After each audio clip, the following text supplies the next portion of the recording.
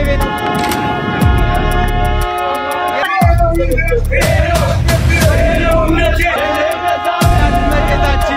እመቤቴ ድንግል ማርያም መስቀል አደባባይ አገቢም ተብለን እየተመለስን ነው።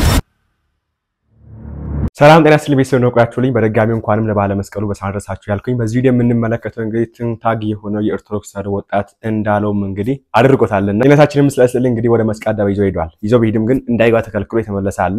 እነዚህ ደግሞ እንግዲህ የዘምሩበት የሚገኙ አንዳንድ አካባቢዎች ላይ የተመለከተ ነው የምንገኘው። እንደዚህ የምንመለከተው የሚሆነው የድንግል ማርያም መስቀል ጭራሽ ባንዲራ ያደረጉ ወጣቶች እያዩ ነው የምንገኘውና ሁላችሁም የቪዲዮ ላይክ እና ሼር ማድረግ ጀምሩ ማለት ፈልጋለሁ። ሰብስክራይብ ለምንድን ነው የማታደርጉት? አሁን ማርኩ እንደምናውቀው እንግዲህ አባ ሕፃን አንድም ሰው የድንግል ማርያም መስቀል ይዞ ወደ መስቀል አደባባይ መምጣት አይችልም ብሎ አስተላልፎ ነበር ወይ ደግሞ መስቀል ደመራ መውጣት አይችልም ብሎ አስተላልፎ ነበር። የእሳቸው የግል ሐሳብ ነው እንጂ ቤተክርስቲያን እንደዚህ አደረገችም የሚሉ ወንድሞችም ነበሩ። ነገር ግን ይሄ ነገር የቅዱስ ሲኖዶስ ውሳኔ እንደሆነ የምናውቀው ይዘው የሄዱ ወጣቶች እንግዲህ ይዘው እንዳይገቡ ተከልክለው እሷን ጥልልማ አንጋም ብለው ከመስቀል አደባባይ ሲመለሱ ያለው የምንገኘውና እሱን የማስመለከታችሁ ነው። ከዛ በፊት ግን እስቲ የደመራውን ድባብ ተመልከቱት። ይሄው መጣን የመቤት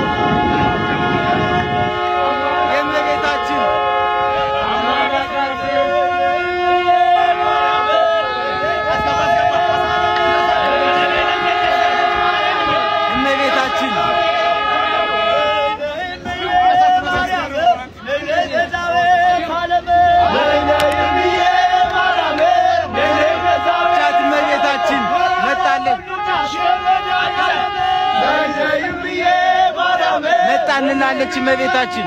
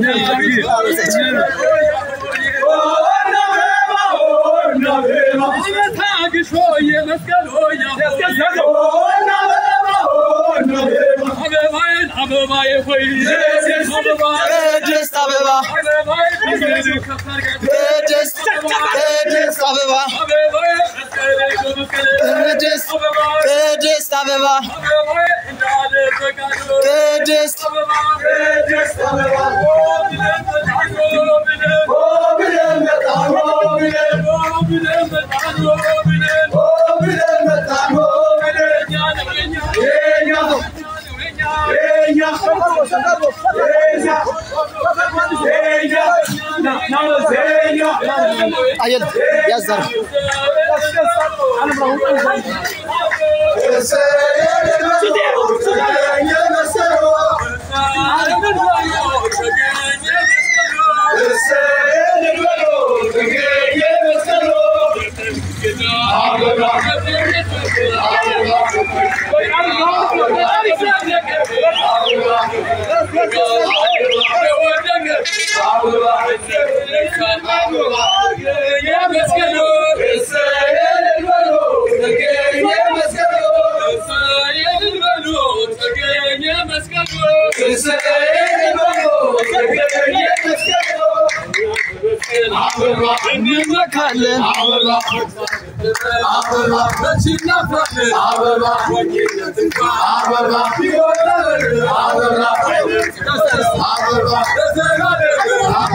ዋው በጣም ደስ የሚል ነገር ነው። እንግዲህ ኦርቶዶክሳውያን እንዳሉት ይሄን ነገር አድርገውታልና በነገራችን ላይ ኦርቶዶክሳውያን ይሄን ነገር ያደርጉበት ምክንያት እልህ ውስጥ ገብቶ ነው እንጂ ይሄን ስላችሁ ከዚህ እንግዲህ መስቀል አደባባይ ሆነ መስቀል በዓል ላይ የድንግል ማርያም መስቀል ይዞ የሚወጣ ማንንም አካል የለም። የትኛው ምን ይዞ ያወጣምና ግን ዛሬ ላይ ምን ተገኝቶ ነው ከቅዱስ ሲኖዶስ አባላት ይሄ ነገር የሰማው? ቀጣይ ዓመት ደግሞ መስቀላችሁን አድርጋችሁ እንዳትመጡ እንደማይሉን ምን ማስረጃ ለምን ማረጋጀልን ብሎ እንግዲህ ይሄን ነገር አድርገውታል ኦርቶዶክሳውያንና ይሄ እንግዲህ በጣም የሚበረታታ ነገር ነው። ምክንያቱም ዛሬ ይሄን ትእዛዝ ብንቀበላቸው ቀጣይ ዓመት ደግሞ መስቀላችሁን አድርጋችሁ እንዳትመጡ እንደሚሉን ምንም እርግጠኛ አይደለንምና ይሄን ነገር ማድረጋችን የነሱን ትዕዛዝ እንደወረደ እንደማንቀበል የሚያሳይ ነውና መልካም ነው ብያስባለሁ። አዲስ አበባ እንግዲህ ይዘው የሄዱ ኦርቶዶክሳውያን ነበሩ። ነገር ግን ይዛችሁ አትገቡም ተብለው እሷን ጠለለማ እኛ አንጋም ብለው የተመለሱ ወጣቶች አሉ።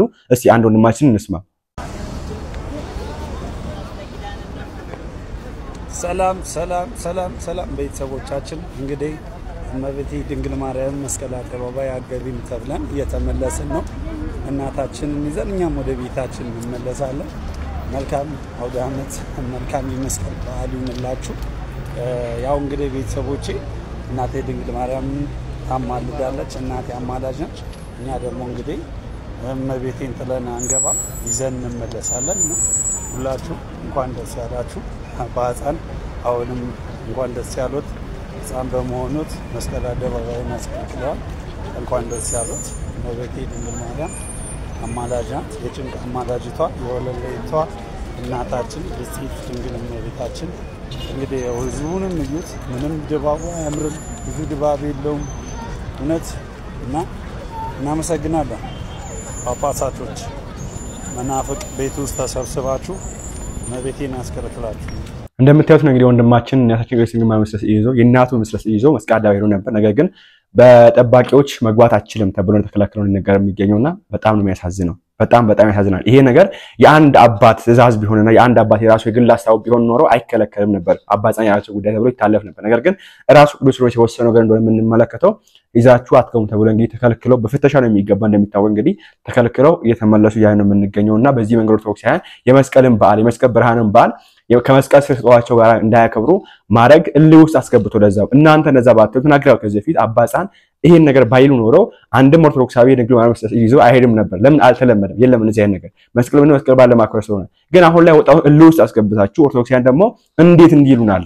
ኦኬ ዛሬ ይሄን ካሉን ነገ ደግሞ መስቀላችሁን አውልቃችሁ ነው ማተባችሁን አውልቃችሁ ነው እንደማትሉን በምን እናቃለን በሚል እልህ ተነሳስቶ እንግዲህ ይዞ ሲሄዱ አይ አትችሉም ብላችሁ መናገራችሁ በጣም ያሳዝን ነገር ነው። ኦርቶዶክሳውያን እንግዲህ በዚህ ተነሳ ብዙ አስተያየት ሰጡበት ነው የሚገኙትና እስቲ አንዳንዶችን አይተን እንመለስ። ዛሬ እለቱ ዓርብ ነው። ቅድስት ቤተክርስቲያናችንም ዓርብ ላይ ነው ያለችው። መከራ ላይ ስቃይ ላይ ነው የምትገኘው። አባቶቻችን በዚህ በኩል መስቀል በዓል ላይ የማምላክ የወላዲት አምላክ የድንግል ማርያም ስላድኖ ይዞ መገኘት ወንጀል ነው፣ ያሳስራል፣ ያስጠይቃል እያሉ ነው። በሚቀጥለው ዓመትም ደግሞ መስቀልን ስናከብር ምን ፈራው ማተባችሁን አውልቃችሁ እንዳትሉ ነው። ነት እንደዚህ ተስፋ የሚያስቆርጥ ጊዜ የለም። ኦርቶዶክሳውያን ባለማተቦች አብስተን በሃይማኖታችን ንጽና፣ አብስተን በሃይማኖታችን እንበርታ። በኢሳት ወንድሜ ባሮክ በማከላይ እስር ቤት ነው የሚገኘው። እግዚአብሔር አምላክ ባለበት ይጠብቅህ። እንኳን አደረሰ ለማለት ፈልጋለሁ። እንባችን ትኩስ ነው፣ የራይል እንባ ነው። እግዚአብሔር አምላክ ደግሞ የራይልን እንባ ያበሰ የኛንም ያብሷል። አይዟችሁ ኦርቶዶክሳውያን፣ የጨለመው መንጋቱ አይቀርም። ይነጋጋ ሲል ይጨለማል አይደለም የሚባለው። እግዚአብሔር አምላክ ደጉን ጊዜ ያምጣል። ነት ባሉ ራሱ ባል ሳይመስለን እያለፈ ይገኛል። አዲስ ዓመትም በባለፈው በዛሽ ልጅ እንደዛ ሆኖ ባሉ ባል ሳይመስለን አሳለፍን። መስቀል ባልን አሁንም በወላዲት አምላክ ፈተኑ ድጋሚ። እግዚአብሔር አምላክ ግን ይፈርዳል። የምድርን ፍርድ አለ የምንጠብቀው ከሰማይ ያለውን የእግዚአብሔርን ፍርድ ነው። ዓመት በፊት ቤተክርስቲያናችን ጥቁር የለበሰችበት እኛም ጥቁር ለብሰን በየቤተክርስቲያኑ ሄደን ያለቀስንበት ጊዜ ነው ትዝ ያለኝ። ያ ጊዜ ቅዱስ ሲኖዶስ ለሁለት ተከፈለ፣ አባቶቻችን ተከፋፈሉ። የአባቶቻችን ስልጣን በዚህ ደረጃ የተለያየ ችግር ደረሰበት በሚል ብዙዎቻችን አልቅሰናል፣ አንብተናል፣ እንደዚሁም ጸሎት አድርገናል። ነገር ግን አሁን ላይ ማልቀስ ያለብን በዛ ጊዜ ሳይሆን አሁን ላለንበት ጊዜ እንደሆነ ነው የሚሰማኝ። ቤተክርስቲያን ጥቁር መልበስ ካለባት ቤተክርስቲያን አባቶች ማልቀስና ልጆቻቸውን እንድንጸልይ በጠየቅ ካለባቸው ጊዜው አሁን ይመስለኛል። ምክንያቱም ከአባቶቻችን በላይ እንደዚሁም ከፍጡራን ከጻድቃን ከመላእክታት በላይ ከእግዚአብሔር ከፈጣሪ በታች ብለን የምንወዳት የምናከብራት እመቤታችን በዚህ መልኩ ቅዱሳን ስዕሏ እየተዋረደ በተለያየ አይነት መንገድ የሌሎች ቅዱሳንና የሌሎች መላእክታቶች ክብር እየተዋረደ ያለበት ጊዜ ስለሆነ ማልቀስ ካለብን ይሄ ጊዜ ይመስለኛል። በጣም የሚያሳዝነው ይሄ ድርጊት መፈጸሙ ብቻ ሳይሆን ይሄን ድርጊት ለፈጸሙ ግለሰቦች በመንግስት ደረጃ እንደዚሁም ደግሞ በአባቶቻችን ዝምታ እጅግ በጣም እንድናለቅስ ያደርገናል ማለት ነው። እኔ እንደ አንድ ባተሌ እጅግ በጣም ያነስኩ ሰው በሆንም ነገር ግን ይሄንን ለመቀበል እጅግ በጣም ይከብደኛል። ምክንያቱም ከምድራዊ እናቶቻችን በላይ የምንወዳት የጌታችን እናት ክብር ማንም ሰው ሊደራደርበት የሚገባ ነገር እንዳልሆነ ነው የሚሰማው። ይህ ደግሞ በሀገራችን ብቻ ሳይሆን በዓለም አቀፍ ደረጃ በተለያዩ እምነቶች ክብር የሚሰጣትን እመቤታችንን የማንም ዱርዬና የማንም የፉኝት ልጆች መጫወቻ ሆኖ እንደዚህ በየቲክታክ ፕላትፎርሙ መቀደድ ወይም ደግሞ ያላመኑበትን ነገር በመሰረቱ የሰውን እምነት ባያምኑበትም መንካት ህገወጥ ድርጊት ሆኖ ሳለ በመንግስትም በኩል የእንደዚህ አይነት ነገር ዝምታ ያው ወደፊት ለብዙ ነገሮች ለግጭቶች የሚዳርጉን ስለሆነ ሁላችንም ለዚህ ድምጽ ልንሆን ይገባል። ከእምነታችን በላይ ምንም ነገር የለም። ነገር ግን በእምነታችን ብዙ ነገሮች መናገር፣ ብዙ መጮህ፣ ብዙ ማልቀስና ብዙ መተባበር ሲገባን ሁላችንም እንደ ቀላል ነገር አይተሩ እንግዲህ ምንም ነገር እያደረገ እንዳልሆነ ነው የሚሰማኝ።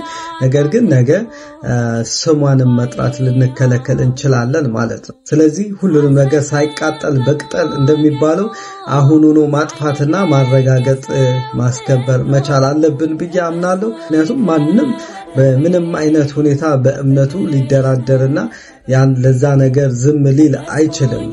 ምናልባት አንዳንድ ነገሮች ዘመኑ ወይ መንግስት ይሄ ነገር አመቻችቶልናል በሚል እንግዲህ የሚፈጠሩ ነገሮች ነገ ዋጋ የሚያስከፍሉን እንዳይሆን ጥንቃቄ ልናደርግ ይገባል።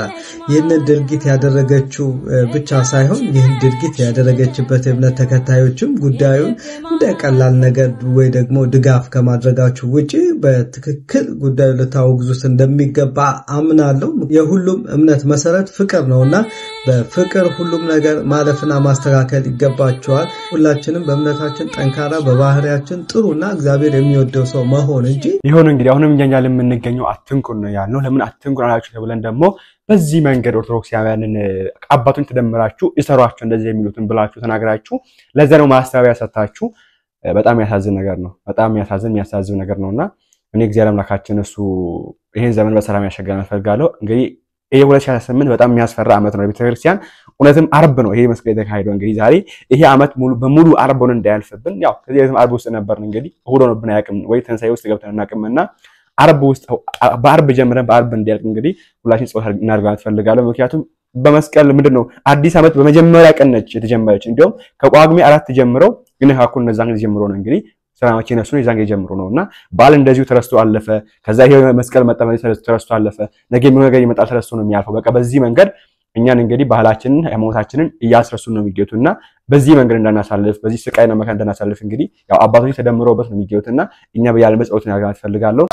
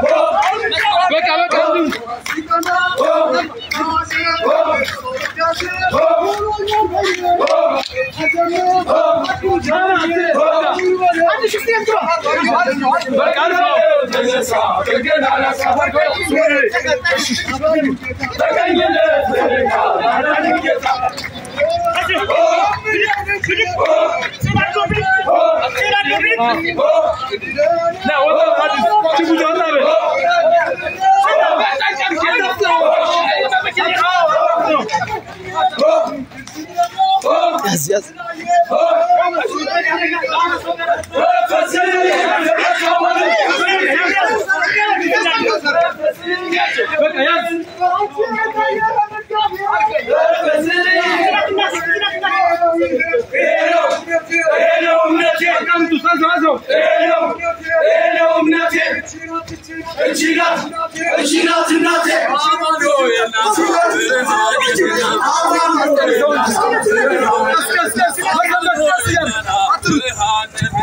Amano,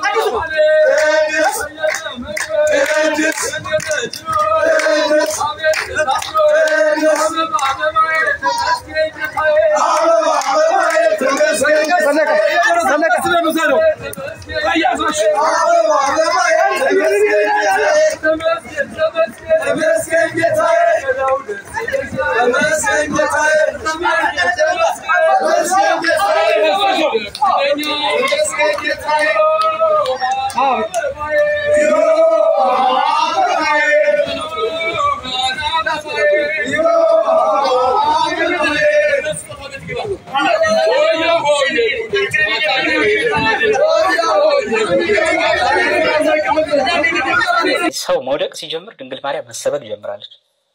ጨለማ መውጣት ሲጀምር የድንግል ማርያም የመምጣቷ የተስፋ ብርሃን ጭላንጭል ታይቷል።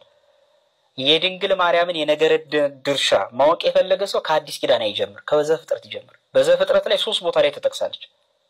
በአንድ ምዕራፍ በዘፍጥረት ምዕራፍ 3 ላይ ብቻ 3 ቦታ ተጠቅሳለች። ለምሳሌ አንደኛ አዳም እና ሔዋን ዕፀ በለስ በልተው እንደወደቁ እግዚአብሔር አምላክ ቅጣት አስተላልፏልና እባብን ሲቀጣት ምንድነው ያላት? ስትመለከት እርግማኑ ላይ የዘፍጥረት ምዕራፍ 3 ቁጥር 15 ጀምሮ በአንተና በሴቲቱ መካከል ጠላትነትን አደርጋለሁ፣ በዘርህና በዘሯ መካከል አለ። አሁን በአንተና በሴቲቱ ያለ ሴቲቱ ማናት ነው? ሔዋን ናት እንዳትባል ሔዋንማ ተሸንፋለች። አሁን ደግማ መዋጋት አትችልም ከዲያብሎስ ጋር። አሁን እባብን ድል ማድረግ የሚችል ጉልበት የላትም። በስጋም ጉልበት ብትል ከሴት ይልቅ ወንድ ይቀላል የእባብ ራስ ቀጥቅጦ ለመግደል። በአንተና በሴቲቱ አለ እንዴ በዛ ሰዓትማ ሴቲቱ ሔዋን ያጋንንትን ጸላይነት ድል ለማድረግ አቅም የላትም። ድል ተነስታለች፣ ተራቁታለች፣ ጸጋዋ ተገፏል። ታዲያ ማናት እቺ ሴት ናት? ሳራ ናት አይደለችም? ርብቃ ናት አይደለችም? ሊያ ናት አይደለችም? ድንግል ማርያም ናት ሴቲቱ የተባለች። በአንተና በሴቲቱ አለ በዘርህና በዘሯ መካከል ምን አደርጋለሁ? ጠላትነትን አደርጋለሁ። አሁን በዘሯ የተባለው ማን ነው? አቤልና ቃየል እንዳት እነሱማ አንዱ በስጋ አንዱ በነፍስ ሙት ሆነዋል ማለት ነው። አሁን እንደውም ጭራሽ ቃየል የዲያብሎስ ሐሳብ ማስፈጸሚያ ሆኗል። ልጁ በልጆቹ አልከበረችም ሔዋን። የምታስከብራት ያቺ ልጅ ማን ትሆን? ከሴቲቱ ደግሞ ከድንግል ማርያም ተወልዶ ዓለምን የሚያስከብር ዓለምን ወደ ድነት የሚመልስ ማን ይሆን? ኢየሱስ ክርስቶስ። ከእርሷ የተወለደው ራስን ይቀጠቅጣል የተባለው ኢየሱስ ክርስቶስ ነው። በመስቀል ጠርቆ ከመንገዱ አስወገደው እንዳለ። ሁለተኛው ጥቅስ ደግሞ ሔዋን ስትረገም አለችው። የሔዋን እርግማን ላይ እንዴት ማወቅ ትችላለህ? አዳም ስም ሲያወጣላት ታገኘዋል። ምን ይላል? አዳም ምን አለ? ልክ እሱ እርግማኑን ከሰማ በኋላ ምንድነው ያለው? ዞር ብሎ ለሚስቱ ሔዋን ብሎ ስም አወጣላት ነው የሚለው። ማን ብሎ? ሔዋን። እንዴ አንተ ያቄና የሔዋን እናት ማለት ነው። ይሄ ስም ለሔዋን በዛ ሰዓት ይገባታል ወይ ነው ዮሐንስ አፈወርቅ የሚለው። በፍጹም የሙታን እናት በተባለች ነበር እንጂ እሷ በሰራቸው ኃጢአት እኮ ልጆቻቸው ሁሉ ሞት ሆነዋል። የሙታን እናት በተባለች እንጂ። ልክ ሕዝቅኤል ምን ይላል? ምዕራፍ 18 ላይ እናትና አባት ጮርቃ በሉ ይላል። ያልበሰለ ወይን ማለት ነው። ጮርቃ በሉ የልጆችን ጥርስ ግን ጨረሰ ይላል። አባ ጊዮርጊስ ዘጋስጫ የፋሲካ ምንባቡ ላይ ለነገረ ድነት ይተርጉማል። ወላጆች ጮርቃ በሉ ጣፋጭ ነው፣ ግን የልጆች ጥርስ አለቃል። አሁን ይሄ እንዴት ነው? ወላጆች ቁጭ ብለው በበሉት ያልበሉ የልጆቻቸው ጥርስ እንዴት ያልቃል አይደል? እያወራ ያለው ነገረ ድነት ነው ይላል አባ ጊዮርጊስ። እናትና አባት የተባሉ አዳምና ሔዋን ናቸው። ጮርቃ በሉ የተባለው ወይን ዕፀ በለስ ነው። ዕፀ በለስን በሉ። የማንን ጥርስ ጨረሰ ማለት? የልጆቻቸው ነፍስ ግን እንጦሮጦስ ገሃነም እንዲገቡ አደረጋቸው። በጣም ይደንቅ አትናቴዎስ የሚለው ለምንድነው አዳምን በበላ ቀን ትሞታለህ አለ ለሞት ሞት? አዳም እርግማኑን ተረግሞ ሞትን ያየው ግን በልጁ ነው። የመጀመሪያው ሟች እኮ አዳም አይደለም። በነገራችን ቃየል እንትን አቤል ነው። ለዛው ደግ ነው የሞተው፣ ቃየልም አይደለም። ለምንድነው በቁሙ ያለ ሞትን በልጁ ያሳየው ሲል አትናቴዎስ የተፈረደው ፍርድ ይሄ ቅጣቱ ወይም መርገመ ስጋው መርገመ ነፍሱ ከራሱ አልፎ ልጆቹን ጭምር እንደጎዳ ለማስረዳት፣ ሁለተኛ ደግሞ ኃጢአቱ አይደለ እርግማኑ እንደተላለፈና ልጆቹንም ሲጎዳ ኃጣኑን ብቻ አይደለ ደጋጉንም ጭምር እንደቀጣ ለማስረዳት ነው። በደገኛው ልጅ በአቤል ያሳየው ነው የሚለው። እዚህ ላይ ምን ተረዳል? ሔዋን የሰራችው ስተት ትውልዱን የሙታን እናት ያሰኝቷታል። ታዲያ ሔዋን ብሎ ለምን ስም አወጣላት ነው? ይሄን ታምረ ማርያም መቅድም ላይ አለ። ሊቁ ሲያነባው በቅዳሴ ሰዓት በኋላ ካሰማው አዳም ከእርሷ አብራክ እንድትገኝ አውቆ ሚስቱን ማን ይላት ነበር? ሔዋን ብሎ ስም አወጣ። የሔዋን እናት ማለት ነው። ለካ እሷን እያየ ተስፋ የሚያደርገው ማንን ነው? እመቤታችን። ምናልባት መጽሐፍ ቅዱስ ላይ እርግማኑ ይጻፍ እንጂ በኋላ ተስፋውንም አብሮ ተነግሮታል። ከ5 ቀን ተኩል በኋላ ከልጅ ልጅ ተወልጄ ያድንሃለሁ ብሎ ሐሙስ ዕለት ወንፈቃ ለዕለት ተወለደ ሞለት ተወለተ ከሚደንቅ ቀለሚጦስ ላይ ወለተ ወለተ ነው የሚለው። ከሴት የልጅ ልጅ ነው የሚለው። ከሴት የልጅ ልጅ ሞለተ ወለተ ከማለት ከሴት የልጅ ልጅ ማለት ከሔዋን ልጅ የምትሆን ከድንግል ማርያም ማለት ነውና ይሄ ነው። ሶስተኛ ደግሞ ላምጣልህ ገና ነው። ዘፍጥረት ላይ ብቻ ነገርነት ላይ አለች እመቤታችን። ሶስተኛ ደግሞ ምዕራፍ 3 ዘፍጥረት ቁጥር 22 ላይ እግዚአብሔርም አለ እነሆ አዳም መልካምና ክፉን ለማወቅ ከኛ እንዳንዱ ሆናል። አዳም ኃጢአት ሰርቶ እየራቀ ባለበት ሰዓት ከኛ እንዳንዱ ሆነ ተባለ። እንዴት ነው ይሄ ነገር? ግራ ያጋባ። እየራቀ አንድ ሆነ ምን ማለት ነው? የበኋላው የሚፈጸመው ዮሐንስ 1:14 ላይ ቃል ሥጋ ሆነ ጸጋና እውነት ተሞልቶ በእኛ አደረ የሚለው ተስፋው መቼ እንደሚፈጸም አስረዳት። በኋላ ዘመን እንደሚድረዳ በትንቢት ተናገረ። አዳም ከሥላሴ አንዱ የሚሆነው አዳማዊ ሥጋ ግን መርገመ ሥጋ መርገም የሌለበት ንጹህ ባህሪዋን ነስቶ የሚዋሃደው የድንግል ማርያም ሰውነት ነው። ያ የሚመጣው ደግሞ በኋላ ላይ ነው። ከርሷ የሚነሳው ሥጋና ደም ከዛ በኋላ የሚመጣ ነውና ይሄ ሁሉ ነገርነት ላይ ያላትን ድርሻ ያጠይቃል። ነገ መስከረም 16 እንዲሁም ደግሞ 17 እንኳን አደረሳችሁ። ደረሰ ዲያብሎስ የተዋረደበት እኛ ክርስቲያኖች ደግሞ ድል የነሳንበት ታላቁ የቅዱሱ ዕፀ መስቀል ክብረ በዓል ደረሰ። ቆይ አንድ ጊዜ እንዳታሳልፉት። ወደ ዋናው ጉዳይ ከመግባቴ በፊት ለቅድስት እሌኒ መድኃኔዓለም ኢየሱስ ክርስቶስ ቅዱሱን ዕፀ መስቀል በዓሉን ላከበሩ ሰዎች የቅዱስ ዕፀ መስቀልን በአንገታቸው ላይ ላሰሩ ሰዎች ምን አይነት ቃል ኪዳን እንደሰጣት አንድ ጊዜ ልንገራችሁ። ይህን ቪዲዮ ኮፒ ሊንክ ማድረግ እንዳይረሳ ጠይቃለሁ። በደሜ የከበረ የመስቀሌን ስም የሚጠራውን ሰው እርሱን እምረዋለሁ። በቅዱሱ መስቀሌ ስም በተሰየመች ወይም ደግሞ በተሰራች ቤተክርስቲያን ውስጥ ገብቶ የለመነውን የጸለየውን ሰው በሙሉ በምድር እያለ ጸሎቱን እሰማዋለሁኝ። በሰማይ ደግሞ መላእክት እንኳን ክብሩንና ተድላ ደስታውን ወደማያውቁት ወደ ትልቅ የመንግስተ ሰማያት አዳራሽ ያለ ወቀሳና ያለ ከሰሳ አስገባዋለሁ። ለከበረ ለቅዱሱ ዕፀ መስቀሌ ክብረ በዓል ሲል ከሩቅም ከቅርብም ተጉዞ በእግሩ የመጣውን ሰው በሙሉ ወደ መቃብሬ ወደ ኢየሩሳሌም ጎለጎታ እንደተጓዘ እኔ እቆጥርለታለሁ። ድርሳነ መስቀል ወይም ደግሞ የመስቀልን ነገር የሚናገር ማንኛውንም መጽሐፍ የጻፈ ያጻፈ የሰማ ያሰማ ያነበበ ያስነበበ የተረጎመ ያስተረጎመ በጥቡ ሁሊና ሆኖ ቀጥ ብሎ ቆሞ የሰማ የመጽሐፉን ገበታ የሳመውን እንዲሁም ደግሞ ድርሳነ መስቀሉ በተነበበበት ውሃ የተጠመቀ እንዲሁም ደግሞ የጠጣ ሰው በሙሉ እኔ በሕይወት መጽሐፍ በአምደ ወርቅ በወርቅ ቀለም ስሙን እጽፈዋለሁ አለ መድኃኔዓለም ኢየሱስ ክርስቶስ። ለዚህም አይደል እንደ ቅዱሱ አባታችን እንደ ቅዱስ ጳውሎስ በመስቀሉ እንመካለን። መመካትን ብቻ አይደለም የጌታችንና የአምላካችን የኢየሱስ ክርስቶስ ቅዱሳን እግሮቹና እጆቹ በችንካር ተቸንክረው ስለዋሉበት፣ አዎ ለምእመናን ድህነት ለሰው ልጆች ድህነት ሲል በችንካር ተቸንክሮ ቆሞ ስለዋለበት በዚህ በደሙ ለዋጀው ለክቡሩ መስቀል እንሰግዳለን የምንለው ነቢየ እግዚአብሔር ቅዱስ ዳዊትም በመዝሙረ ዳዊት በትንቢቱ እግሮቹ በቆሙበት ስፍራ ሁሉ እንሰግዳለን አለ። ቅዱስ ዕፀ መስቀል ደግሞ አንዱና ዋናው ነው። ወገኖቼ ለዚህ እኮ ነው ቅድስት ቤተክርስቲያናችን በቤተክርስቲያኗ በጉልላቷ ላይ ከፍ አድርጋ የሰቀለችው። ምን እርሱ ብቻ እኛ ምእመናን መታወቂያችን ስለሆነ በማተባችን ላይ አስረነዋል። ካህናት አባቶቻችን ደግሞ በእጃቸው ይዘው ሁሉ ጊዜም ቢሆን እንሳለመዋለን፣ እንዳሰስበታለን። እጅግ በጣም ይገርማል እኮ መስቀል የክርስቲያኖች ተስፋ ነው። መስቀል የሙታን ትንሣኤ ነው። መስቀል የዕውራን መሪ ነው። መስቀል አዎ መስቀል ትንቢተ ነቢያት ነው። መስቀል ስብከተ ሐዋርያት ነው። መስቀል ክብረ ሰማዕታት ነው። መስቀል የጻድቃን ሞገስ ነው። መስቀል የመነኮሳት ጽሙና ነው። መስቀል የደናግላን ንጽህና ነው። መስቀል ለዓለም ሰላም፣ መረጋጋት፣ ፍቅርና አንድነት ነው። ለእኛ የኦርቶዶክስ ተዋህዶ አማኞች ደግሞ መስቀል መታወቂያችን ነው። አዎ መስቀል ኃይላችን ነው። ኃይላችን መስቀል ነው። የሚያጸናን መስቀል ነው። መስቀል ቤዛችን ነው። መስቀል የነፍሳችን መዳኛ ነው። አይሁድ ይክዱታል፣ እኛ ግን እናምነዋለን። ያመንነው እኛም በመስቀሉ እንድናለን ድነናልም። በዚህ ኑሮ ተቃጥዬ በማወጣው አስራት ለእጃቸው የብርና የወርቅ መስቀል እየቀያየሩ ጥይት የማይበሳው ውድ መኪና እየነዱ ከአባ ላይ ከአባ አስኬማ ላይ አስኬማ እየቀያየሩ ሳያቸው አባቶቼ ናቸው ይመርባቸው እያልኩኝ እኮራባቸው ነበር። ዛሬስ እንዲያገለግሉኝ ብዬ ባወጣሁት የአስራት ገንዘብ መጽሐፍ ቅዱስ እንደሚያዘው አስራት የሚወጣው አባቶቻችን መስዋዕት ሰውተው የተረፈውን እየበሉ ምዕመናንን እንዲያገለግሉ ነው።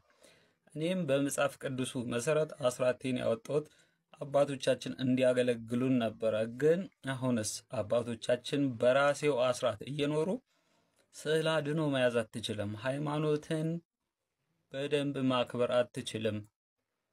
ስዕል አድኖ ቢቀደድብህ ሃይማኖት ቢደፈርብህ መጠየቅ አትችልም። ያለዚያ ወንጀለኛ እናደርጋለን የሚሉ አባቶች ተፈጥረዋልና እንግዲህ አስራት በኩራቴን አልሰጥም ለከተማ ቤተክርስቲያን። በራሴው ገንዘብ ቤተክርስቲያኔን አላስደፍርም። ደሞዛቸውን እንግዲህ ይህንን አጀንዳ የሰጣቸው አካል ይክፈላቸው። እኔ እግዚአብሔር ባወቀው ለገጠሪቷ ለተቸገረችዋ ቤተክርስቲያንና ገዳም ነው አስራት በኩራቴን ከእንግዲህ የምሰጠው። አደራችሁን የተዋህዶ ልጆች በየሚዲያውን እየመጣችሁ ለአባቶች ይድረስ እያላችሁ አታላዝኑ። የምን አባት አለና መረጃውን የሆነውን ሁሉ እንደ መረጃ አስቀምጡት በየቤታችሁ። ቀን ሲመጣ እንፋረዳለን እና እግዚአብሔር ደግሞ ሲፈርድ እናንተ ዋሻችሁን ቆፍሩ፣ ምናልባት ከእግዚአብሔር ቁጣ ታመልጡ እንደሆነ። አለዚያም በጊዜ ንስሐ ግቡ። ጽዋው እየሞላ ነው። መስቀል አደባባይ ደግሞ አልሄድም። በቃ ከዚህ በኋላ ነው። ድሮም የምናከብረው እኛ አልነበርንም እኮ። መድረኩን ሌላ ሰው ይይዛል። በዓሉ የኛ ሆኖ መድረኩን ሌላ አካል ይቆጣጠራል። የኛ ተራ ሲደርስ መዝሙሩም ትርኢቱም ሰዓት ሲደርስ ምንም ነገር ሳናደርግ ቶሎ በሉ ሰዓት አለቀ ይባላል። ወዲያው በጸሎት ይዘጋል መርሐ ግብሩ እና በእኛው በዓል ራሱ የኛኑ በዓል ሳናከብር ነበር የምንለውና ምን አገባኝ ከዚህ በኋላ መስቀል አደባባይ እንደፈለጉ ይሆኑበት። እግዚአብሔር መፍረዱ አይቀር። እግዚአብሔር የሚፈርድ ቀን እዛኔ የፈለገውን ለብሰን የፈለግነውን ስዕል አድነው ይዘን ሄደን እናከብርበታለን። እስከዛው ድረስ ግን እኔ በደብሬ ነው የማከብረው። መልካም የመስቀል በዓል ይሁንላችሁ። ሰላም እግዚአብሔር ከሁላችሁ ጋር ይሁን። ውድ የተዋሕዶ ልጆች በጸሎታችሁ በርቱ። መልካም ቀን። ግን በተለይ የእመቤታችንን ስዕል ይዘን ያለታ በመስቀል አደባባይ ከሚል ከዚህ ጋር አገናኝቶ አንድ ላይ ለማድረግ የሚሞከረው ነገር ሁሉ ህገወጥነት ነው። በዛ ቀን የምንሄደው መስቀል በዓል ለማክበር ነው። የመስቀል በዓል ደግሞ የምናከብረው በዛ ቦታ ላይ እንደሚታወቀው የቃል እግዚአብሔሮች ይደርሳሉ፣ መዝሙሮች ይደርሳሉ። በስተመጨረሻ ደመራ በሚለኮስበት ሰዓት ግን ሁሉም ጧፍ ተሰጥቶት በጧፉ የመስቀሉን ብርሃን ደመራው ለመለኮሱ የሚያበስር ጧፎች ለእያንዳንዱ ከዛ ውጪ ግን ምንም አይነት ነገር ቲሸርት ምንም አይነት ነገር ምልክት የሚያሳይ ነገር ይዘን እዛ ቦታ ላይ እንዳንገኝ። በተለይ የእመቤታችን ስዕል ይዘን ወጣን ማለት ራሳችን የእመቤታችንን ክብር እንደማስ እንግዲህ እንደሰማችሁት ነው። ንግግራቸውን በጣም በበጎ ጎኑ ለመመልከት ሞክሬያለሁ ግን አልቻልኩም። ቀጣይ ስቴፕስ ማንን ደስ ይበለው ተብሎ ነው? ቀጣይ ስቴፕ ደግሞ ማተብ ሳታረጉ በዓል አክብሩ የምንባልበት ጊዜ ቅርብ ሊሆን ነው ማለት ነው። ማንንስ ለማስደሰት ተብሎ ነው? ቲሸርት ምንድነው? ቁማ ማለት የታሰበው ነገር ምንድነው? ይሄ እንዲህ አይነት ነገር እኮ ሲመጣ እንደውም እነሱ ነበሩ አባቶች ነበሩ ዲፌንድ ማድረግ የነበረባቸው። ማንን ለማስደሰት ተብሎ ነው? የእመቤታችን እንዴ እኛ እኮ እመቤታችን እኮ ልባችን ውስጥ ታተማን ያለችው። እኔ ነገር አካሄዱ ደስ እያለኝም አይደለም። ይሄንን እኮ የመስቀል በዓል ሰው ለማክበር የሚወጣው እኮ የፖለቲካ ፓርቲ ሎጎ ይዞ አይደለም እኮ። የእናታችን የቅድስት ድንግል ማርያም በቲሸርትም ይሁን ስላድኗንም ይሁን ይዞ መውጣቱ የቱ ጋር ነው ችግሩ? ማንንስ ነው የሚያስቀይመው? አባቶች ግን ምን አይነት ሐሳብ ውስጥ እንዳላችሁ እየገባኝ አይደለም። የተዋሕዶ ልጆች ይሄን ነገር እንደ ቀልድ ልናያየው የሚገባ ጉዳይ አይደለም። ቀጣይ ስቴፕ ምን ሊሆን እንደሚችል ደግሞ አምሮአችን ልናሰራው ይገባል። ቀጣይ እንግዲህ አዲስ መረጃ ስለሚኖር ይዤላችሁ ቀርብ ነው የሚሆነው። ላይክ እና ሼር ማድረግ እንዳይረሳ። ቸር ቆዩልኝ።